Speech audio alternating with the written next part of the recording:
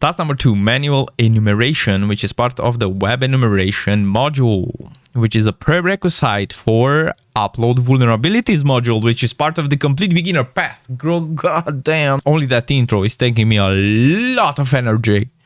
All right, task number 2, manual enumeration. We don't need to start enrolling the fancy toolkit from the get-go, more often than not.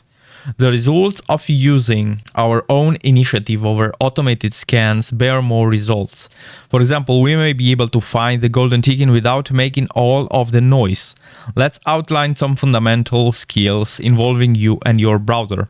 Your browser is as extensive as you are and keeps records of the data it receives and who from. We can use this for a range of activities, finding the exact photo or more usefully, the location of certain files or assets being loaded. This could include things from scripts to page URLs.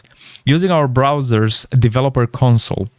Well, we've seen that already. If you open a new tab and you press F12, we launch the console, right? Or I think Control-Shift-I, maybe? Yes, Control-Shift-I. Oh yeah, we have also this thing. We go to settings in Firefox, we go more tools, and then web developer tools, as you can see here. It was open, that is why it was selected, that is why we had there the check mark, right? Boom, awesome. 3 ways to open the developer consoles. Oh man. Modern day browsers, including Chrome and Firefox, have a suite of tools located in the developer tools or the console. 2 words used for the same thing.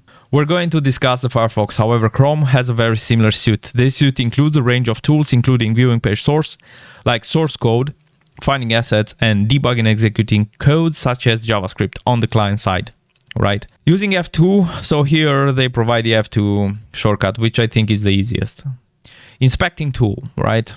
And if we press, let's go to this page. We press F12 and we have the inspector.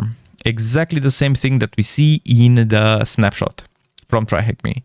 At first we can see the web page with the heading "Hi friend" and a section of the screen filled with the inspector tool.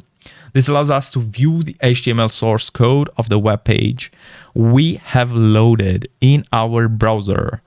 This often contains things such as developer comments and the name of certain aspects of web page features, including forms and the likes.